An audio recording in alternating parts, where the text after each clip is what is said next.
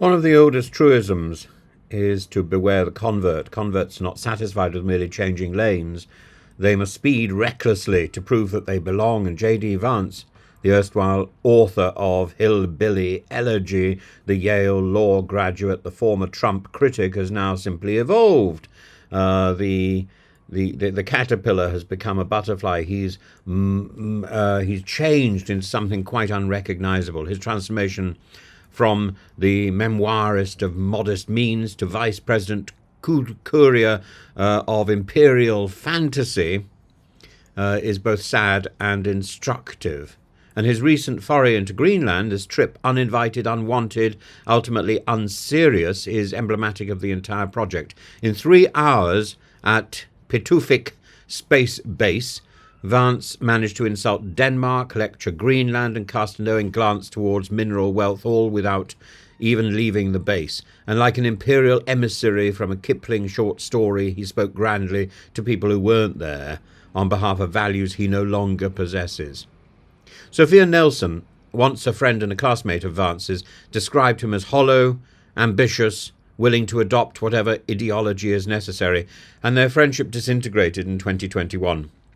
When Vance's embrace of Trumpism slid from tactical to doctrinaire, trading in kindness and mutual respect for cruelty and culture wars. And he once supported marriage equality, now he opposes it. He once feared Trump's nationalist rhetoric, now he spreads it. He spreads worse. What changed? Not insight, not opportunity. Vance saw the Republican success in the Trump era demanded subservience, and he bowed. Not just politically, but spiritually, converting to Catholicism, aligning himself with a post-liberal, Orbanist vision of America.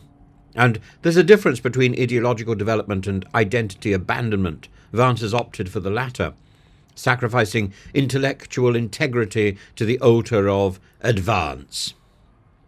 His Greenland remarks that Denmark has failed and that the US will protect Greenland are a misreading not only of diplomatic decorum but of history. Denmark, a founding NATO member, allowed the US to build bases there during the Cold War, and the Pitufik base exists precisely because of Denmark's trust. To suggest, as Vance does, that Greenland would be safer with America than with Denmark is to advocate colonialism in a continent that has already endured it. And then the group chat. In a signal conversation about striking the Houthis in Yemen, Vance expressed doubts, rational ones, about whether the strikes aligned with Trump's America First messaging. Yet the backlash has been swift and brutal. Republicans accused him of obstruction. Stephen Miller had to put him in his place. So we ask again, who is this J.D. Vance? A maverick whispering reason into chaos, or a functionary who masks inconsistency with belligerence? Perhaps he's neither. Perhaps, as Snyder warns, he's merely nothing, a man whose persona is the function of proximity to power. From Elon Musk to Curtis Yarvin, Vance flirts with techno-authoritarians and crown-seekers, willing to be anyone to anyone as long as they hold the lever.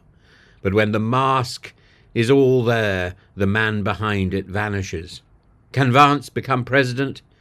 Is no longer implausible, but it is unthinkable. If leadership demands moral clarity, then the Vance candidacy would be a vacuum dressed in sincerity. What is tragic is not merely that J.D. Vance has changed, but that he has changed so utterly. The hamster has indeed chosen a new cage, and one cannot help but note grimly that the door is locked from the outside.